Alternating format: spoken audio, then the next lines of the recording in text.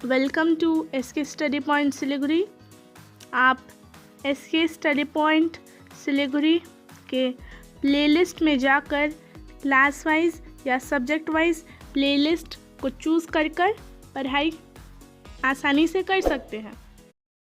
इसकी study point Siliguri में आप सभी का स्वागत है। अगर अभी तक आप इसकी स्टडी पॉइंट सिलीगुड़ी को सब्सक्राइब नहीं किए हैं तो पहले की तरह रिक्वेस्ट है कि आप तुरंत सब्सक्राइब कर लीजिए। लाइक और शेयर करना बिल्कुल नहीं भूलिएगा। इस वीडियो में हम लोग class 10 physical science West Bengal board का क्लास 10 का चैप्टर 1 को देखने जा रहे हैं और क्लास 10 का चैप्टर 1 का लास्ट टॉपिक जो है वो परंपरागत और गैर परंपरागत ऊर्जा के स्रोत पर हम लोग चर्चा करेंगे इस वीडियो में। तो चलिए बिन समय गंवाएं शुरू करते हैं। Conventional sources of energy and non conventional sources of energy के बारे में काफ़ी डिटेल्स में जानेंगे। नोट्स के साथ आपको समझाया जाएगा, तो नोट करते जाइएगा और याद करते जाइएगा। नोट कर लेने से आपको किसी बुक की ज़रूरत नहीं पड़ेगी और ना ही किसी रेफरेंस बुक की ज़रूरत पड़ेगी। देखिए, types of sources of energy. ऊर्जा के मुख्य दो स्रोत हैं, ठीक है। इस चीज़ को आप समझ लीजिए। ऊर्जा के दो मुख्य स्रोत हैं, एक परंपरागत ऊर्जा के स्रोत और दूसरा है गैर परंपरागत ऊर्जा के स्रोत। इसी को कन्वेंशनल सोर्सेस ऑफ एनर्जी और non conventional sources of energy कहते हैं, ठीक है। परंपरागत ऊर्जा के स्रोत कहने का मतलब क्या होता है? जिस चीज़ को हम लोग एक परंपरा के तहत, एक कन्वेंशन के तहत इस्तेमाल करते आ रहे हैं, तो उसको परंपरागत ऊर्जा के स्रोत कहा जाएगा। और गैर परंपरागत ऊर्जा के स्रोत कहने का मतलब है जिसको हम लोग उस तरह से इस्तेमाल नहीं कर रहे थे, किंतु अब समय के बीतने के बाद में हम लोग यूज़ करना शुरू कर रहे हैं, ठीक है। तो देखिए, परंपरागत ऊर्जा के स्रोतों में जीवाश्म ईंधन, लकड़ी, जल विद्युत, परमाणु ऊर्जा प्रमुख हैं, ठीक है। तो अब हम लोग चर्चा करने जाएंगे परंपरागत ऊर्जा के स्रोत के उदाहरण के बारे में, उनके बारे में कि किस तरह से परंपरागत ऊर्जा के स्रोत हमारे लिए लाभदायक हैं या हानिकारक है, उनके स्रोत क्या हैं या फिर उनका इस्तेमाल हम लोग किस प्रकार करते हैं। 1 बाय 1 देखेंगे। देखिए, सबसे पहला है जीवाश्म ईंधन, फॉसिल फ्यूल जिसको हम लोग कहते हैं। फॉसिल फ्यूल क्या है? लाखों वर्षों पहले जो पेड़ पौधे या जानवरों के अवशेष प्राकृतिक घटनाओं के कारण पृथ्वी के अंदर दब गए थे, वे कालांतर में, मतलब समय बीतते बीतते क्या होता है, रासायनिक परिवर्तन के बाद कई प्रकार के ईंधन में बदल जाते हैं और इनमें मौजूद कार्बन यौगिक ही ऊर्जा के स्रोत होते हैं। और ये बदल के क्या बन जाते हैं? कोयला में, पेट्रोलियम में और प्राकृतिक गैसों में, जिनका प्रयोग वातावरण के लिए हानिकारक होता है कि नहीं। तो जीवाश्म ईंधन जो है इनका इस्तेमाल करेंगे तो किस तरह से हम लोगों का फ़ायदा होगा या फिर किस तरह से हम लोग इनका इस्तेमाल करेंगे, यह चीज़ आपको समझना है। तो जीवाश्म ईंधन अगर कुछ एग्ज़ाम में पूछा जाता है कि उदाहरण दो, तो कोयला हो गया, पेट्रोलियम हो गया और प्राकृतिक गैसें हो गए। पेट्रोलियम से ही याद रखिएगा पेट्रोल निकलेगा, डीजल बनाया जाएगा, केरोसिन बनता है। आगे बढ़ते हैं। जीवाश्म ईंधन का कुप्रभाव को समझिए। जीवाश्म ईंधन में उत्पन्न कार्बन डाइऑक्साइड उपस्थित जो होता है, कार्बन ऑक्सीजन के साथ मिलकर जब कार्बन डाइऑक्साइड गैस बनाता है तो क्या होता है, वायुमंडल में जाकर वैश्विक उष्णता, ग्लोबल वार्मिंग के लिए खतरा बढ़ा देता है। कार्बन डाइऑक्साइड के अतिरिक्त जीवाश्म ईंधन में कार्बन मोनोऑक्साइड होता है, सल्फर डाइऑक्साइड होता है, नाइट्रोजन डाइऑक्साइड और भी कई हाइड्रोकार्बन्स होते हैं, वाष्पशील खनिज होते हैं, फ्लाई एसिड्स होते हैं, ठीक है, धूलकण होते हैं, धुआं आदि उत्पन्न होते हैं जो वायु, जल और मिट्टी को प्रदूषित करते हैं, ठीक है। याद रखिए, प्रदूषित करते हैं। वायु में मिल जाने से ये गैसें मनुष्य में क्षय रोग, दमा, फेफड़े का कैंसर आदि रोग उत्पन्न करते हैं। इस चीज़ को एकदम दिमाग में बैठा के रखिएगा कि किस तरह से हम लोगों को जीवाश्म ईंधन हानि पहुंचाता है।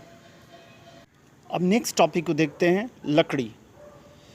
प्राचीन काल से ही लकड़ी औद्योगिक और घरेलू ऊर्जा का स्रोत रहा है। आज गांव में भी इसका उपयोग हो रहा है। यह भी जीवाश्म ईंधन की तरह वातावरण को प्रदूषित करता है। आप देखते हैं ईंधन की मदद से, लकड़ी की मदद से क्या किया जाता है, गाँव देहातों में खाना बनाया जाता था तो उससे धुआं निकलता है, या फिर ठंडा का मौसम आने से लकड़ी को जलाकर हम लोग क्या करते हैं, गैस निकालते हैं, कार्बन डाइऑक्साइड निकलता है, उससे भी ग्लोबल वार्मिंग बढ़ सकता है, बढ़ता भी है ना। नेक्स्ट देखिए जल विद्युत। इसके लिए नदियों पर बांध बनाकर जल को काफ़ी ऊंचाई से गिराकर उसके स्थिर ऊर्जा को, जो पोटेंशियल एनर्जी है, उसको हम लोग विद्युत ऊर्जा में रूपांतरित कर लेते हैं। ठीक है। नेक्स्ट देखिए परमाणु ऊर्जा। इस ऊर्जा का उपयोग द्वितीय विश्व युद्ध के बाद से शुरू हुआ है। ठीक है। इसमें कुछ तत्व जैसे यूरेनियम, प्लूटोनियम आदि भारी परमाणुओं को तोड़कर ऊर्जा प्राप्त की जाती है। आप परमाणु ऊर्जा के बारे में डिटेल्स में इसमें समझना नहीं है, बस सीधा ये जान के रखिए कि न्यूक्लियर फ्यूजन ये सारे चीज़ परमाणु ऊर्जा के द्वारा या न्यूक्लियर एनर्जी जो निकलता है सब इसमें यूज़ किया जाता है। इसमें जो भी रेडियो एक्टिव एलिमेंट्स हैं उनका इस्तेमाल किया जाता है। हेवी जो एटम्स हैं उसको एकदम छोटे छोटे लाइट एटम्स में या लाइट पदार्थों में तोड़ा जाता है रिएक्शंस के द्वारा, और उससे ऊर्जा उत्पन्न होता है। अगर अभी तक आप इसकी स्टडी पॉइंट सिलीगुड़ी को सब्सक्राइब नहीं किए हैं तो तुरंत सब्सक्राइब कर लीजिए और अपने दोस्तों से शेयर कीजिए, ताकि इसकी स्टडी पॉइंट सिलीगुड़ी का नए से नए वीडियो उनको पता चलता रहे, और इस वीडियो के बारे में भी उनको जानकारी मिले कि फ़िज़िकल साइंस के ऊपर में इसकी स्टडी पॉइंट सिलीगुड़ी एक क्रमबद्ध तरीके से वीडियो बनाते रहा है और आपको फ़ायदा देता रहा है। तो चलिए आगे बढ़ते हैं और देखते हैं गैर परंपरागत ऊर्जा के स्रोत के बारे में। देखिए, जैसा कि आप समझ चुके हैं गैर परंपरागत ऊर्जा के स्रोत क्या होगा। इसको परंपरागत तरीके से इस्तेमाल नहीं किया जाता रहा है, अब इसका इस्तेमाल हम लोग शुरू कर चुके हैं। तो कौन कौन है? सौर ऊर्जा, जैसे सोलर एनर्जी हम लोग बोलते हैं। तो सौर ऊर्जा का केवल अल्प भाग ही पृथ्वी की सतह पर पहुंचता है। आप जानते हैं कि सूरज की रोशनी जो है, सूरज की रोशनी धरती तक 8 मिनट के बाद में पहुंच जाता है। करीब 8 मिनट लगता है धरती तक पहुंचने में, और जब सूरज की रोशनी जब 8 मिनट के बाद में धरती पर पहुंच गया तो उसका कुछ भाग ही पृथ्वी की सतह पर पहुंचता है, और इसका हम लोग इस्तेमाल करते हैं, जो इस्तेमाल हम लोग उसके प्रयोग में लाते हैं। तो इस ऊर्जा का कृत्रिम रूप से निम्न प्रकार से हम लोग यूज़ कर सकते हैं। कैसे करते हैं? थर्मल रूट के रूप में या फोटोवोल्टिक रूट के रूप में। ठीक है। तो सोलर थर्मल रूट और एक हो जाता है सोलर फोटोवोल्टिक रूट के द्वारा हम लोग इस्तेमाल करते हैं। क्या होता है इसमें? सोलर थर्मल रूट में सोलर थर्मल यंत्र सूर्य के विकिरण ऊर्जा को ऊष्मीय ऊर्जा में परिवर्तित कर देता है। ठीक है। और उसके बाद इस प्रकार से उत्पन्न ऊर्जा का उपयोग भोजन बनाने में, जल गर्म करने में, भवनों को गर्म करने में इस्तेमाल होता है। सोलर कुकर इसका एक अच्छा उदाहरण है। ठीक है। तो क्या हो रहा है? सोलर कुकर एकदम डायरेक्टली क्या कर रहा है? सोलर एनर्जी को ले लेता है जो रेडिएशन के द्वारा धरती पर पहुंच रहा है, और उसको हीट एनर्जी में कन्वर्ट कर देता है। वहीं देखिए सोलर फोटोवोल्टिक रूट में क्या होता है? सोलर एनर्जी को सीधे विद्युत ऊर्जा में परिवर्तित कर देता है। आप देख रहे हैं सोलर थर्मल रूट में क्या हो रहा है? सोलर एनर्जी को किस में बदल रहे हैं? हीट एनर्जी में। और इसमें होता है सोलर फोटोवोल्टिक रूट में सोलर एनर्जी को इलेक्ट्रिक एनर्जी में बदल दिया जाता है। अब होता है क्या? सोलर सेल में लगे सेमीकंडक्टर्स जो होते हैं, अर्धचालक होते हैं, सीधे सौर ऊर्जा का रूपांतरण क्या करते हैं? विद्युत ऊर्जा में कर देते हैं। आप याद करके रखिएगा, सेमीकंडक्टर्स यूज़ किया जाता है सोलर सेल में। ठीक है। उसमें आप ये भी जानते हैं कि चांदी भी, सिल्वर भी यूज़ किया जाता है, और सेमीकंडक्टर्स के रूप में जर्मेनियम यूज़ किया जाता है, सिलिकॉन यूज़ किया जाता है। तो ये सब सेमीकंडक्टर्स हैं, तो बेसिकली सिलिकॉन ही यूज़ किया जाता है।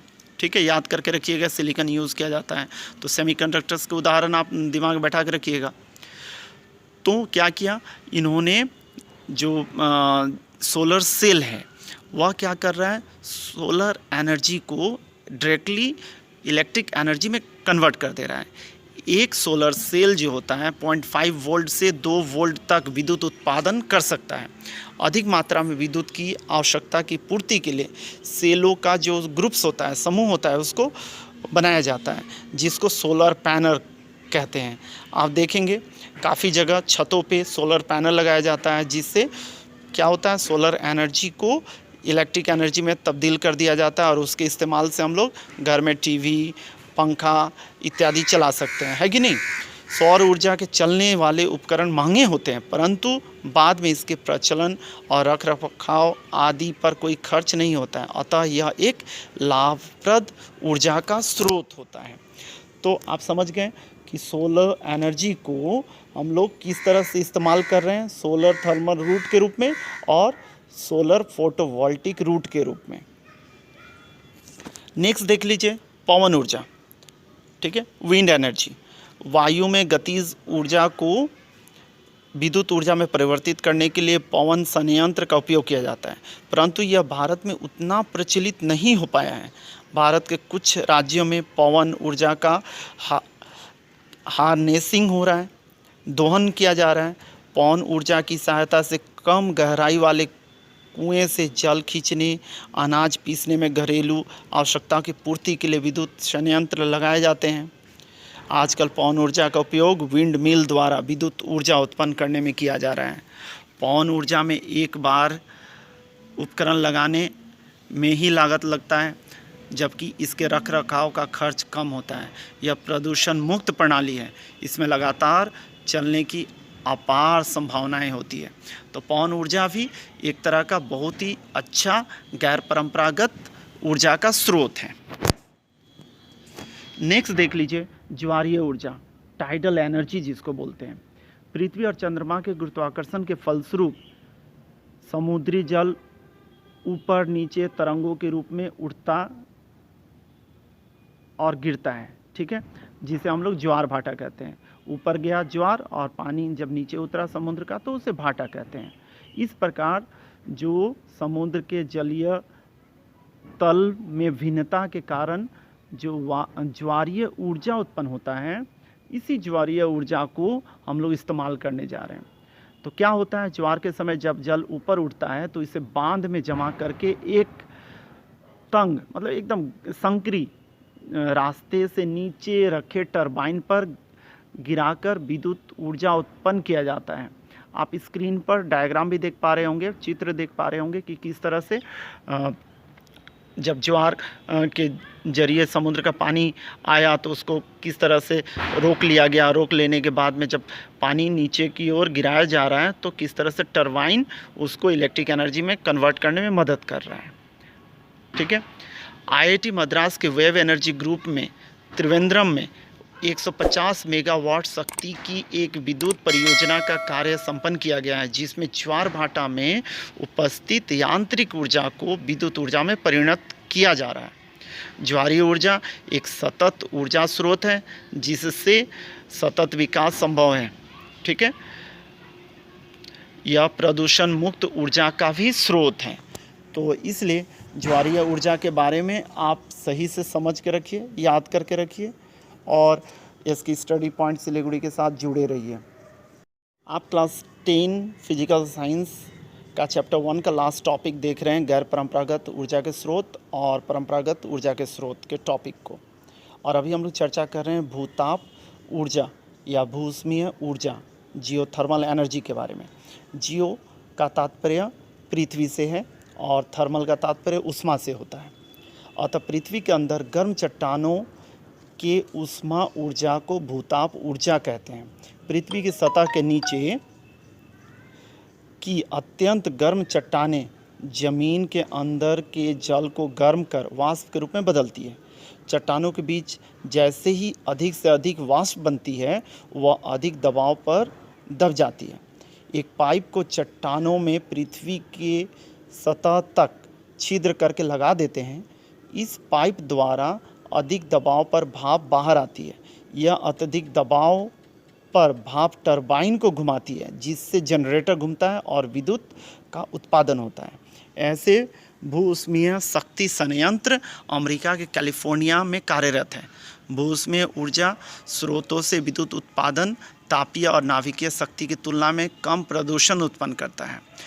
आप स्क्रीन पर डायग्राम देख रहे हैं, उसको देखकर समझिए कि किस तरह से जियोथर्मल एनर्जी का इस्तेमाल किया जाता है। नेक्स्ट टॉपिक है जिसको हम लोग बायोमास एनर्जी कहते हैं, बायोमास ऊर्जा कहते हैं। बायोमास होता क्या है? शुष्क पदार्थों जो पशुओं या पेड़ पौधों से प्राप्त होता है, ये है बायोमास। जैसे गोबर के उपले हो गए, सूखे पत्ते, लकड़ी का बुरादा या नगर निगम म्यूनिसिपल कॉरपोरेशन के जो कचरे हो गए, ये सब क्या कहलाते हैं? बायोमास कहलाते हैं।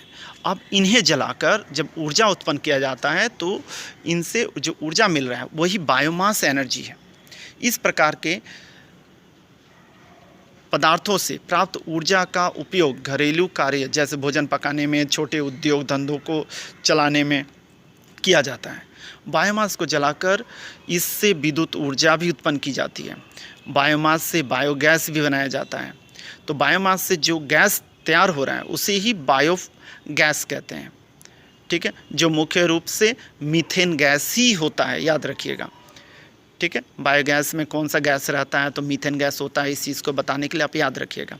गोबर को एक विशेष प्रकार के बैक्टीरिया जिसे मीथेनोजेनिक बैक्टीरिया कहते हैं की सहायता से बायोगैस में परिवर्तित किया जाता है। आप इस बैक्टीरिया को भी याद करके रखिएगा, मीथेनोजेनिक बैक्टीरिया, जो गोबर की मदद से क्या करता है? बायोगैस को उत्पन्न करता है। हालांकि बायोमास एनर्जी को ईंधन का एक अच्छा स्रोत, इंजन लिखा गया है गलती से, इसको सुधार लीजिएगा, ईंधन इसको पकड़ लीजिएगा, ईंधन का एक अच्छा स्रोत नहीं माना जाता। क्यों? क्योंकि यह अधिक धुआं छोड़ता है। इस चीज़ को याद रखिएगा। जो बायोमास है वो क्या है? बायोमास, इसको जलाएंगे तो ज़्यादा से ज़्यादा मात्रा में क्या निकलेगा? धुआं निकलता है, इसलिए एक अच्छा ईंधन इसे नहीं माना जाता है, ठीक है। नेक्स्ट टॉपिक पे आते हैं, कोल बेड मीथेन या कोयला तल मीथेन, CBM इसको बोला जाता है। कोल बेड मीथेन एक प्राकृतिक गैस है जिसका निष्कर्षण कोल बेड से होता है, मतलब कोयला खदानों से किया जाता है। अभी इस पर काफ़ी स्टडी चल रहा है, आप याद करके रखिएगा। कोल बेड मीथेन कहाँ से निकाला जाता है? कोयला के खदानों से निकाला जाता है और यह एक प्राकृतिक गैस है। नेक्स्ट टॉपिक देखिए, मीथेन हाइड्रेट। मीथेन हाइड्रेट बर्फ सदृश्य की रचना वाला पदार्थ है जो जल और प्राकृतिक गैस का मिश्रण होता है। यह ऊर्जा का बहुत विशाल भंडार है जो ध्रुवीय प्रदेश में या समुद्र के गहरे तलहटी में चट्टान के रूप में विद्यमान है। मीथेन हाइड्रेट पिंजरे समान बर्फ की लैटिस होती है जिसमें मीथेन के अणु फंसे होते हैं। इसको गर्म करके या उसके दबाव को कम करके प्राकृतिक गैस और जल की प्राप्ति की जा सकती है। तो मीथेन हाइड्रेट जब भी आप पढ़ें तो याद रखिएगा, इसमें दो चीज़ आपको याद रखना है। क्या याद रखना है? कि यह बर्फ सदृश्य वाला पदार्थ है जिसमें मीथेन है और जल है। आप जो मीथेन गैस है वह क्या करता है? वो बर्फ़ का लैटिस में फंस गया रहता है, जो एक तरह का संरचना है, उस संरचना के भीतर में फंस गया रहता है, एकदम फंसा हुआ पिंजरे के समान रचना में फंसा हुआ रहता है। और उसको अगर हम लोग लेकर गर्म करें या फिर तो उससे गैस बाहर निकलता है, ठीक है। ये हम लोग क्लास 10 फिजिकल साइंस का चैप्टर 1 वेस्ट बंगाल बोर्ड को कंप्लीट करते हैं। Thank you very much for watching us at SK study point.